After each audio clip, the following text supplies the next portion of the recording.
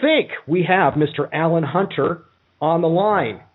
That's great. He's a pretty big deal, Alan Hunter. I'm pretty excited. I am too. Alan, thanks for joining the show tonight.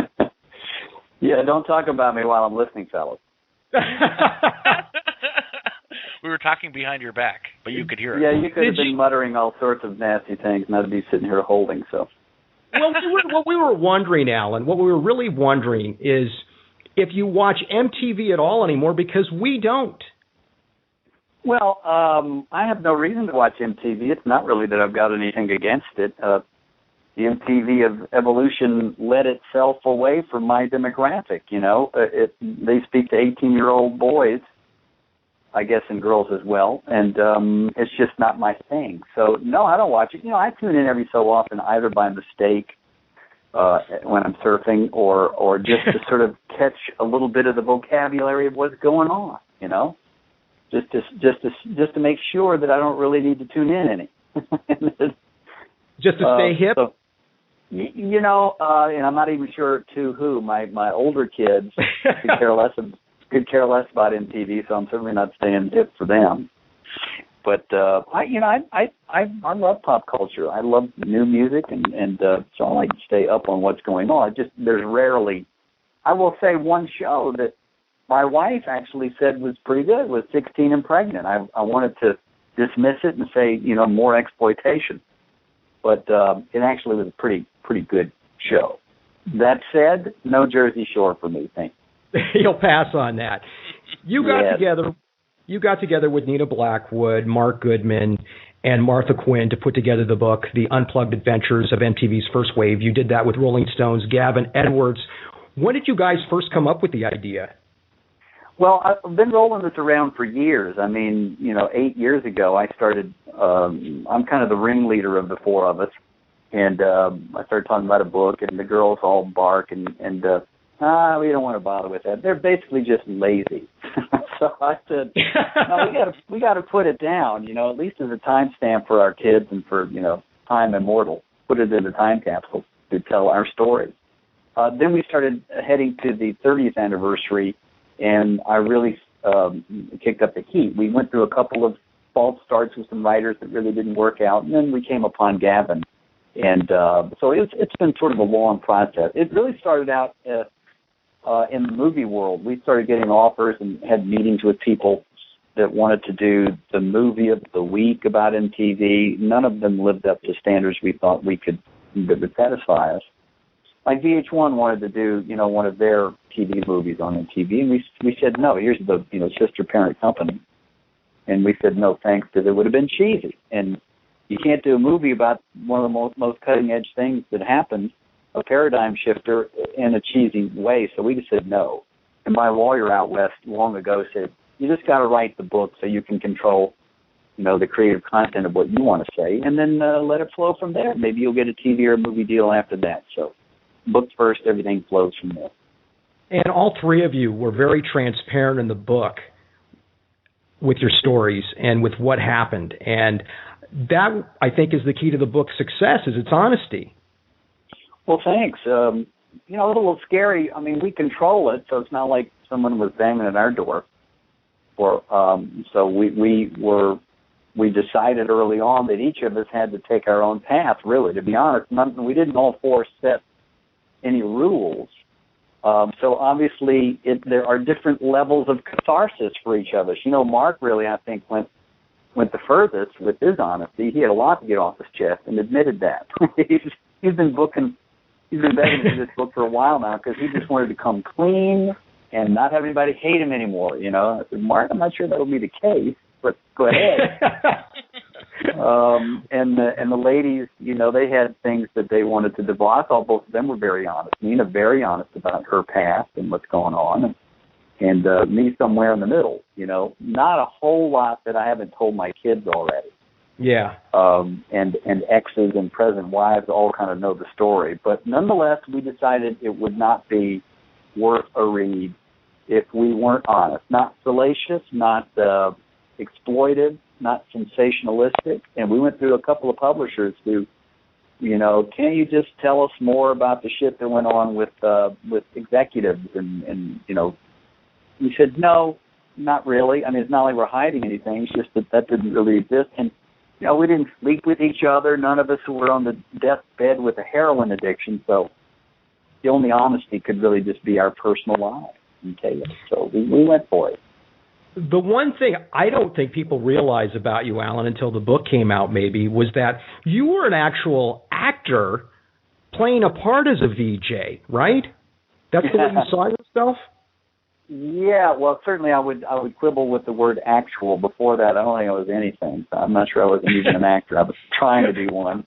Right. I went to drama school in New York and was a bartender and a waiter and a telephone answerer while I, tried to get my career going. But I really hadn't been there more than 9 months. I hardly paid long dues before I got the gig. But, I mean, yeah, they were asking me to be a television host, and I didn't have a clue. My auditions were awful. I just stood there half the time like a deer in front of the headlights and wondering what extemporaneous talk meant, to stare at a camera, not have an acting role of some sort. It was just weird. So it took me a little time to kind of get my feet underneath me after I was totally surprised that they chose me. Like, really? You guys are hurting. It was 3 weeks until launch, and I was the last one to come on board. Martha had gotten hired the week before me. And so I guess they needed the blonde kid. You actually got recognized while you were tending bar, right? You're the VJ from MTV. Somebody actually recognized you. Well, I kept my night job. I was bartending at a place called the Magic Pan on 57th and 6th. There was a cabaret show there. I'm a bartender for that. And so I got the gig, and by day I would go in and do MTV. We'd tape shows and do interviews, and then at night I went and bartended, made daiquiris for people.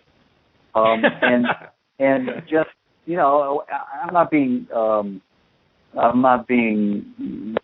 silly by saying I didn't know if it was going to work out or not, but I don't know, it just felt right to keep my gig at night, because who knows how that thing was going to work. And plus I didn't want to tell the guy I was quit. So. Alan, I got to ask you, did you see this shift in programming format for MTV? Like back then, did you think that the video thing was going to last forever? No, I think we saw that begin to deteriorate mid-'80s.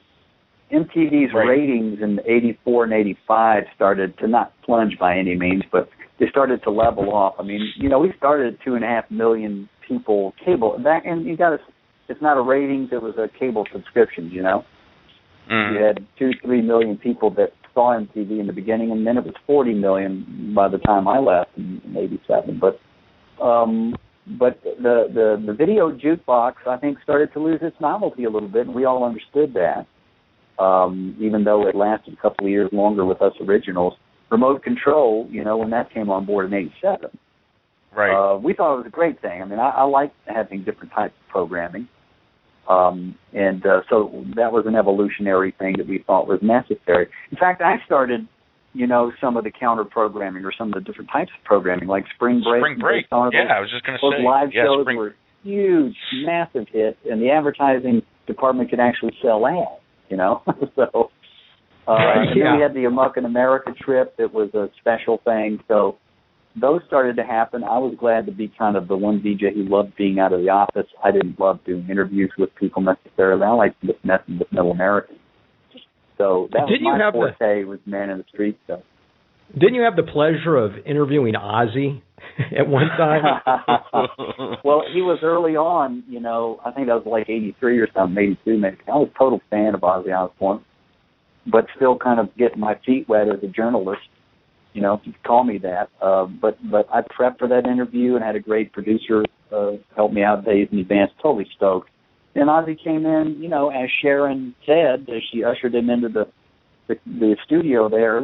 Everybody noticing he was a little doddery, stuttering, and he had the little T-Rex arms, he was kind of scooting across the stage to the chair. I mean, I was like, oh, no.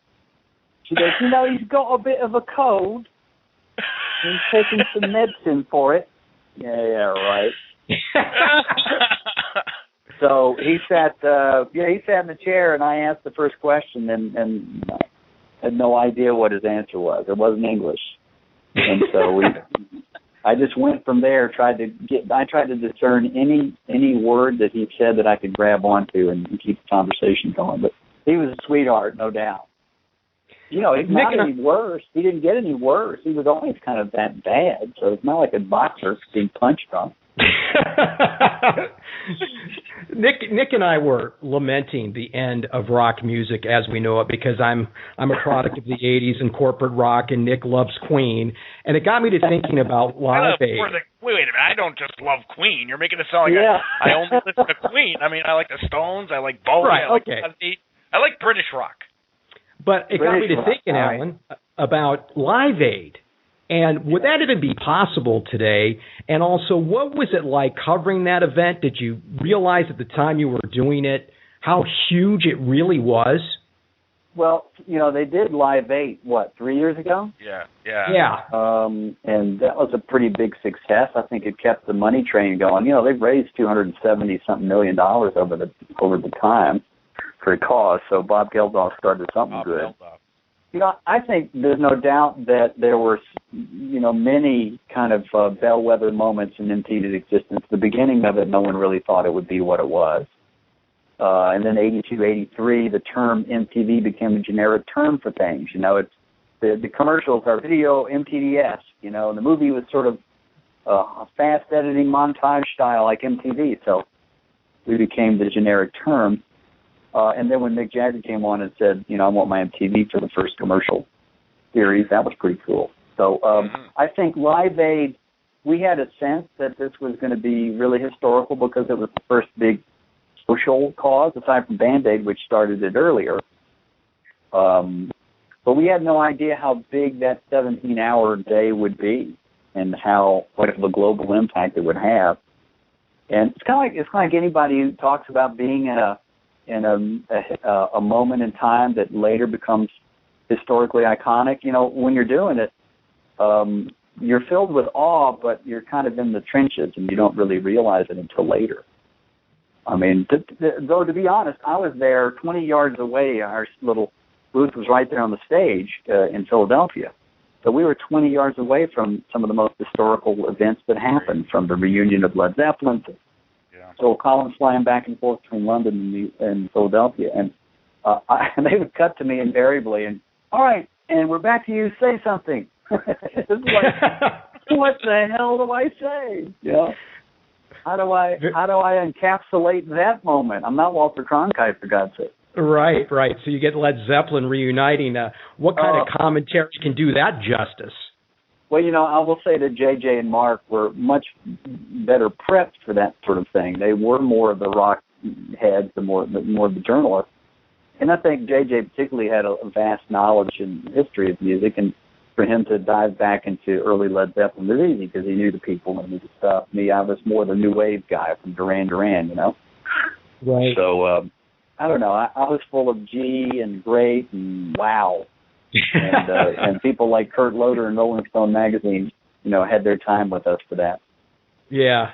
Did you feel like you were pigeonholed after doing MTV? Did it keep you from doing other things that you wanted to do? I know you have your own film company, and you also do, was it Workplay as your company as well? Yeah, it was. I sold that a year ago. No doubt that the pigeonhole was every bit the cliche that anybody in entertainment suffers. Kind of work. You know, what's the VJ role? We were one of only 5 people that did what we did. And what was the transition? You know, I played TV host for tons of Fox pilots. The good news is that I went further because I did get out of the studio a lot in my last year or two. So to go and do the reality shows for Fox, Aren't People Stupid kind of shows, I did a lot of those. The man in the street stuff is sort of my style. But look, we were in a weird universe, you know. And the landscape of Hollywood changed somewhat when we went out there in 1987, 88. The writers went on strike in Hollywood for a year. The movie actors started doing TV. Actors started doing commercials. The commercial actors were out of work, and people like us were somewhere in the middle. I'd go to there's no way I'm not doing commercials. I'm me. Yeah. I'm Alan Hunter. I got to just do stuff that's right for me. Okay, no sweat. Well, about a half a year into that, you're not making any money. It's like, Are there any like snare